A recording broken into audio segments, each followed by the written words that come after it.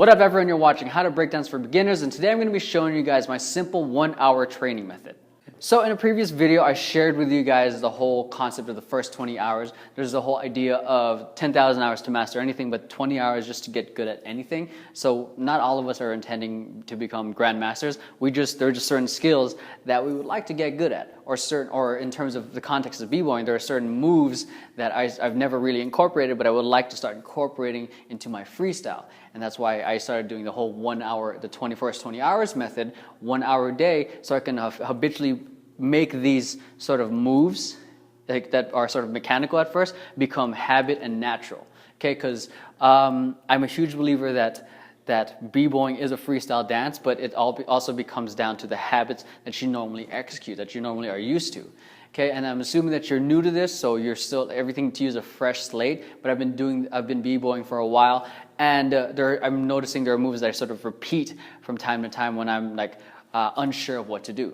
Okay, so here's the practice method that I do comes in 3 parts. The first 2 comes within the hour of practice, and the last part comes when you're in a pressure situation, when you're in a sort of in front of an audience, or when you're in a session, or if you're ever in a battle. Okay, so the first part is the mechanical part, where you're thinking of everything in detail, of making sure the move is correct, you're understanding how it moves, like making sure that it just looks right to you. Okay, and then the second part is a creative active, when you start putting things into a combo. So the mechanical is like you're focusing on one move or two moves at a time. The second part is more the creative active, where you're just exploring and putting all these moves together, seeing how you can link it into one fluid dance. And then the last part is the freestyle in a pressure situation. So you take everything you practiced, then focusing on the details, sort of exploring it and linking and making connections of the dance. And the last part is putting yourself in a situation where you're not allowed to think, because when you freestyle, your thinking goes out the window and it all becomes to your habit, how well you've practiced. So the first 2 are super important to get this, but the first 2, the last part, is just as important in order to make sure to validate and give feedback to how you're practicing. Okay, so how I did it with one of my class about a week ago. It's a beginning breakdancing class. What I did is 15 minutes. This is a method, a format that you can do is 15 minutes top rocks. Okay, and you don't have to do every top rock. You can do 3 top rocks. Okay, so and what you can do is say you're for that first 15 minutes of top rocks, you can just say you're doing spreads. Okay, do that for an 8 count. See how it is. Now then experiment for the next 8 count. So 1, 2, 3. Okay, and then say you're working on two top rocks, so you're doing spreads, okay? But then you can experiment how you can get sort of link moves, okay? So I'm probably not doing it super clean right now. I'm a little paranoid about my mic falling out. I don't know why. It's just something that's bothering me so much right now. But anyways, that's how you can do it. So you can practice one move at a time, see how it is, then experiment, and then link it. Okay, and then how I approached about it with them is each move 1 8 count 4 times. Then I combine the moves, so 1, 2, 3, 4, 5, and 6, 7, and 8. Okay, so and then start seeing how I can link and sort of combine the moves in terms of the context of a top rock. The next 15 minutes is transition moves into your footwork. Okay, say you learned how to do a jump down. Okay, so mechanical. So boom. Step, okay, and we're going around, boom, and then going into a 6-step, okay, making sure that your knees are soft, your hands are directly under your shoulders, okay, and then sort of mechanical, sort of studying yourself as you go along, building strength upon it, and then once you get a little comfortable in terms of that during that part of the practice, okay, you can go a little faster. So up, boom, boom, boom, boom, boom, boom, okay, and you can add another piece of footwork to give it more flavor, give it a little bit more of a challenge for you, because one footwork isn't part of the formula I give you guys in terms of creating your own combo or creating your set, which is another video.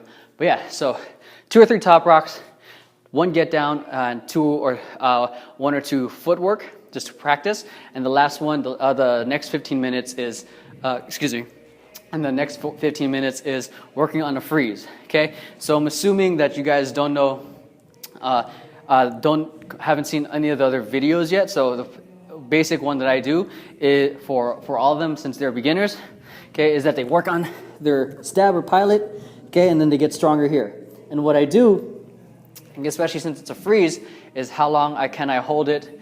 And once I start feeling a little bit uncomfortable, that's when I count it as one. So for these, I think of it as sets, as in terms of working out. So 4 sets of 4. That's what I generally do. So here, okay, I go hold it, then I start to feel the pain, like the discomfort, then I go, that's 1. Then I go back in, shake it out, come back down, okay, and down. Now if you're going into like holds, okay, I'm hoping a lot of this makes sense. If you're going to holds, same thing here.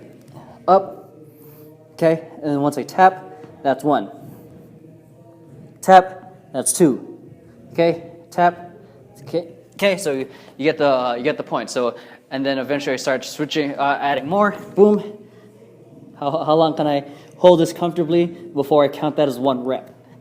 Okay, so that's practicing just 1 freeze, 1 or 2 freezes, depending on how strong or comfortable you are in that area. Okay, the next 15 minutes is the creative active, where you start learning, trying to put everything into one sort of fluid motion. So say the first 15 minutes you're doing spreads, and then kick and twist, which was with the top box you're working on. At this point, during these 15 minutes, you're not going fast. You're going at a nice slow pace. Okay, I remember watching, I think I was watching Stilo a while back when he was practicing. He was going through his moves nice and slow and like in good detail. So my assumption was so he can make sure when he executes it fast, it looks good.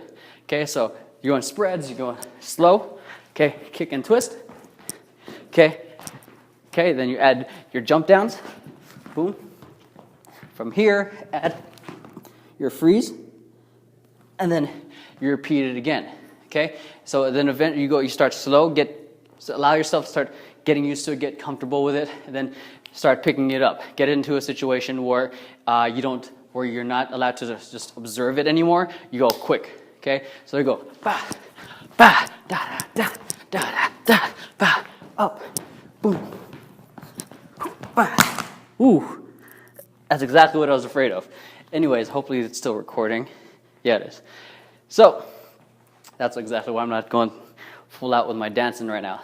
Okay, so that's exactly how you can do it. 15 minutes, 15 minutes, 15 minutes, and then work on your combos. So mechanical, creative active, and then freestyle with under pressure.